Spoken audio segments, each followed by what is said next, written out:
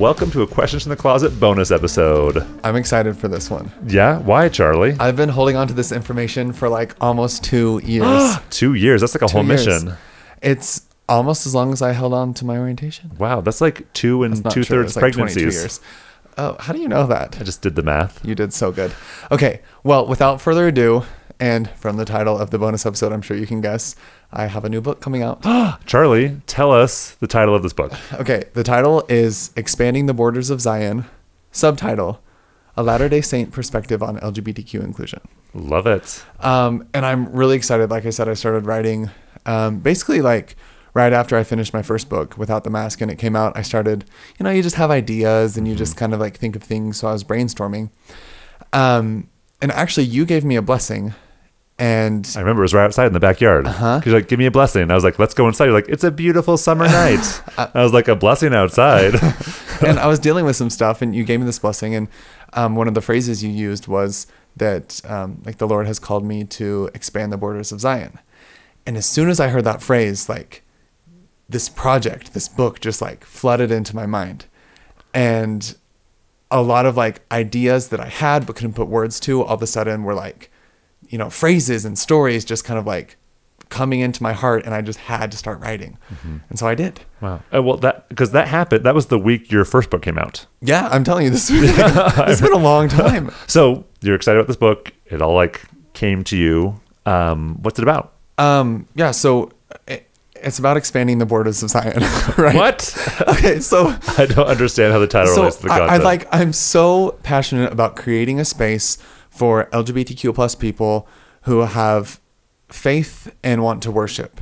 And, we hear so many heartbreaking stories of people who love the church, love the gospel, love Christ, love the community, want to be part of this, but there's like thwarted belonging that defines the experience for so many people. And then on the flip side of that, I'm hearing so many like members of the church, straight members of the church saying, I want to be a better ally. I don't know how. I don't have the right words. I'm scared to say something wrong. And I was like, okay, I'm going to write a book about how like it's ally focused, and about how people can make sure that like the circle of love that there's like giving out is wide enough to embrace everybody, and that we can make a welcoming place to where if a gay person wants to worship, regardless of, where they're at or their relationship status or whatever, that there can be a place for them where they can be safe and comfortable and hold on to aspects of their worship. Yeah. Surprise, I'm passionate about this. I've that's why we do the podcast. That's why we do anything. But it was so amazing to be able to like really focus on this theme of expanding the borders of Zion. Like, how do we create a place that draws people in? How do we go after people and, fix some of these cultural misconceptions that drive people away, and like invert it to where like the church isn't a fortress anymore. It's a refuge, and we want you to come, and there's a space for you here. Yeah. So how do you do that in the book? Yeah, that's a great question. A lot of it is just like, pulling together, like I did like scriptural research, and, I pull a lot from general conference talks, and I really wanted it to be in line with modern revelation from prophets and apostles. And so with that, I tie in personal stories about when people have done that for me and when people haven't done that for me. So two chapters that come to mind, actually. One of them, I go through like common approaches and how those impact people on the bottom line. Because there's a lot of ways that intentions aren't matching impact right now, and people have really good intentions and they're saying things thinking that they'll be helpful, but the impact of it can have some really negative consequences for the LGBTQ people. Yeah.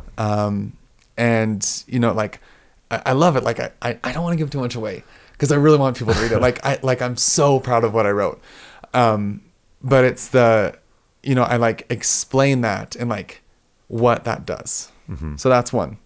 And then one of my other favorite chapters, kind of, I guess in a way it kind of mirrors the stages of coming out, episode that we did on the podcast. So that might be familiar to some of the listeners. It's very good. Thank you. The one that you read. Yeah. Well, I read it all, but it's good. But I really wanted to dig deeper into like, what does this look like in an LDS context each stage of coming out, and how can people provide like physical, competent love and support in each stage and recognize those to where people can move through them and mature through them in healthy ways. Yeah. And it just makes me so happy. And like, I wrote it all and it's there and it's like a great resource. So yeah. Yeah. And Charlie, you were like such a stinking good writer. Like, it's just like a beautiful book. So you sent me the manuscript like right before it was going off to be public, like to be printed. Yeah. Or to be edited, like the final edit. And so you do like, can you read this all in like a few days? So I read the whole thing in a day and a half, and I thought it was beautiful, and I only cried a couple times. Well, thank you. Thank you for doing that. And I'm hoping it can be more comprehensive too. I think one of the most beautiful things about my first book, the feedback I got was like, you know, I picked up this book to learn about like a gay family member, but it also taught me about Christ, and it taught me about myself. And I think, and I hope that I've kind of hit that nail on the head again, to where this is a book about LGBTQ inclusion, but it's more expansive than that. It's expansive orders of Zion. Yeah. You know, it can really be applicable to a lot of different situations and people. Yeah. Awesome. And I just love the stories I shared. I've been holding on to some of the best stories that I have and not sharing them on the podcast for the past 2 years because I needed to include them in this book. And they're there and they're written like, I'm just like, I really think it's the best work I've ever done. Like, I'm so excited for it. Yeah. I can't believe I get to tell people. I'm excited too. Like, I want people to read it too. Charlie, you're like jumping out of your seat right now. Like, I feel this excitement from you, and you know, tell us more about like what excites you about it. Well, I think part of it is that I haven't really felt accomplished yet because I've just been working so hard on it. And you know how writing is, it's kind of messy and it changes so much. And I kind of took a different approach with this book. I decided to self-publish. So there's been a lot of like different challenges and learning curves. And like, I haven't like crested and been like, I did it and now I can give it to people. Like, this is literally the first time I've talked about it. Yeah. So it's like, I'm like, I actually did it. You did it. Yeah. Yeah. Tell us about why you decided to self-publish. Great question. Thank you. So I was working with Deseret Book on this. Basically, like I said, as soon as I finished my first book, I was like, okay, I got another one. It's in the works. So I was brainstorming and, you know, I was writing. And then about halfway through my master's program, life got really, really hard for a number of reasons. And I think some of it was like COVID related because my first year, cheer wasn't that intense. School was all mostly online. Yeah, you would sit over there at a desk and do your work. Or outside in the folly. Yeah. And so I had more time and I could think and introspect. It felt a little bit slower. And then when things picked up the next year, they picked up fast. But then also there were some, you know, some situations that impacted me and us as just gay members of the church and being BYU related that were just really emotionally charged. And took a lot of emotional energy away from me. So I ended up being about just over a third of the way done and had the rest of it mapped out. And I just got to the point where I couldn't write. And I tried so hard, and probably for about like 8 to 9 months, like I was just so exhausted. And I was like, no, I have to put my effort into school, into cheer, into our podcast, into my family, into myself.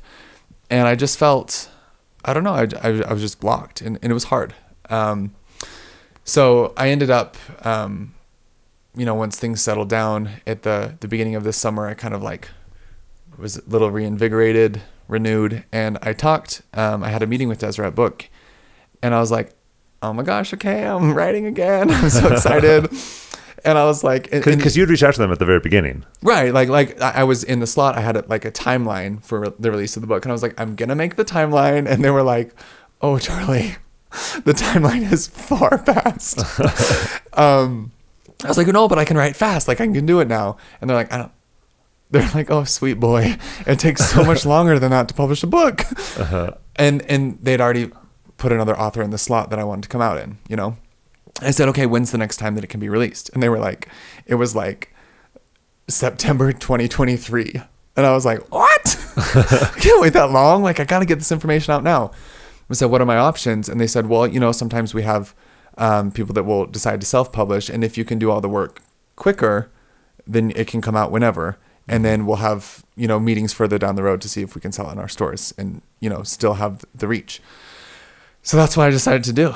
Just to save yourself a year? To save myself a year. Just because I feel like it feels so important to me that this information is out now. Because I think it's packaged in a way, like some of the words that I've sat on and that I would honestly say have been revealed to me that I wrote in this book, I feel so important. And like people need them and they need to read them and be able to look at them. Yeah.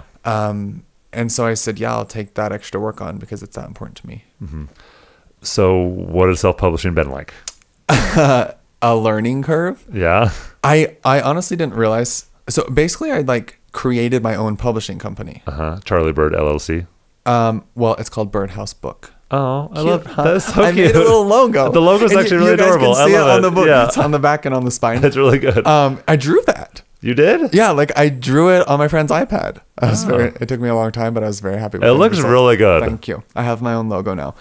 But yeah, there were so many things I didn't realize that went into publishing, and just things like registering it with the Library of Congress and filing for copyright and, finding a typesetter and a printer and people to design it and, editing, it was all in-house. Right. So it was really hard, honestly. A lot of Googling, how do I do blank? How do I publish a book? Exactly. I talked to some friends who had done it before, but it's like starting anything, you just have to figure it out. So hopefully I figured it out right. And now that it's available for pre-order, hopefully y'all get your copies, because I'm literally going to be in my bedroom putting them in envelopes to send to you. Wait a minute. You are going to physically mail every copy yourself? Yeah, I'm the publishing company. Oh, wow. It's me. So when someone holds this book, you also held it. I have touched it.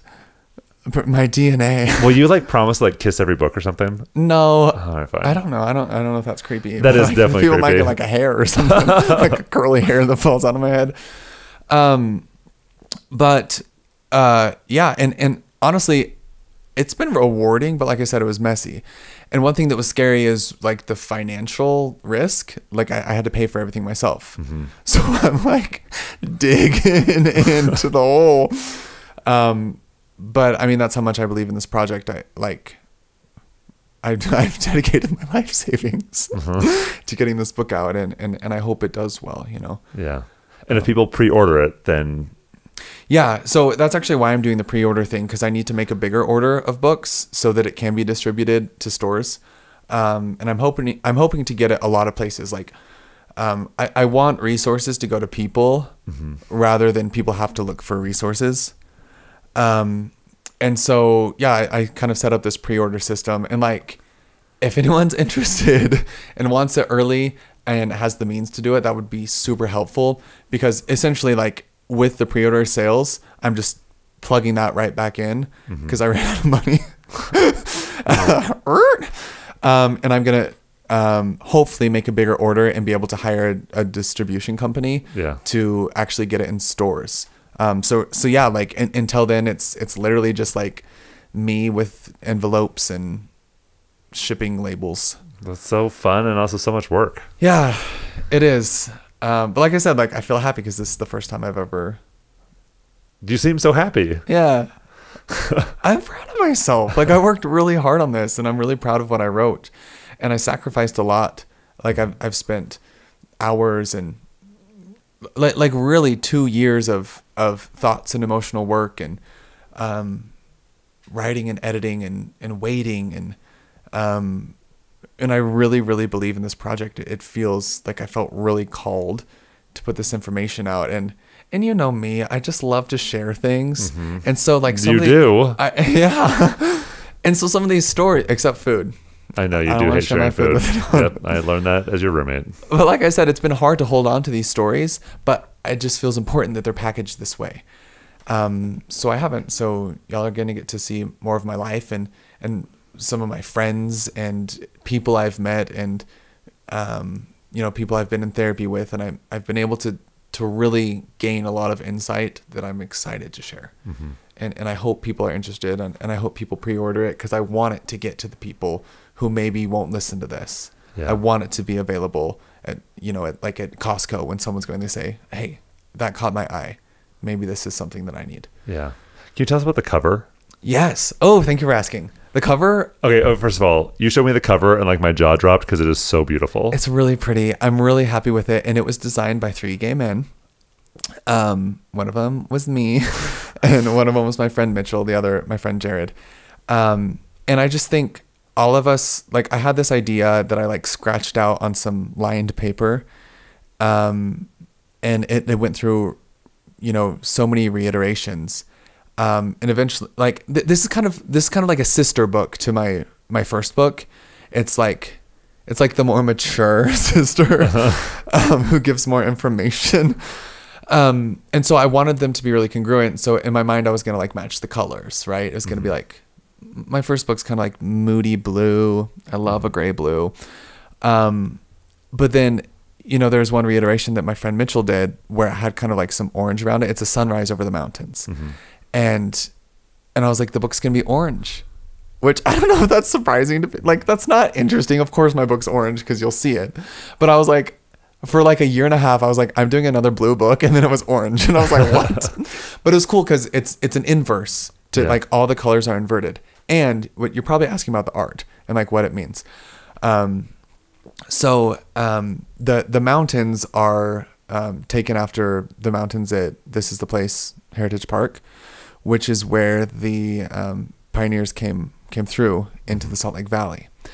And I really wanted to depict that scene because part of the book and really like the end of the book really draws the parallels between early Mormon pioneers looking for a place to settle after years of persecution and ambiguity and strife and fear, looking for a place to settle and kind of cresting over these mountains after years of hardship into this place where they're able to establish Zion and find a place where they can feel safe and grow in a place of longevity.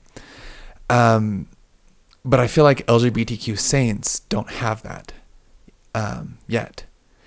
And so there's all these people who are still in this ambiguity on this pioneering wilderness journey. They're getting cholera and their, legs are breaking. And there's so many people that are losing hope that they'll one day crest the mountains into a Zion space because we haven't expanded the borders of Zion yet. There's really not a place to land for a lot of people. And that's what the book's about. The book is about helping people through this treacherous journey and finally cresting over into this valley, this place of safety with water and refuge and buildings. And so, yeah, the cover depicts that an iteration of that mountain range with like this Zion sun that's rising up over the mountain, kind of bringing light to a place that's always been dark. Yeah. I love it. I think it's beautiful, just like aesthetically, and also I think the symbolism is so pretty too. Thank you. I love it.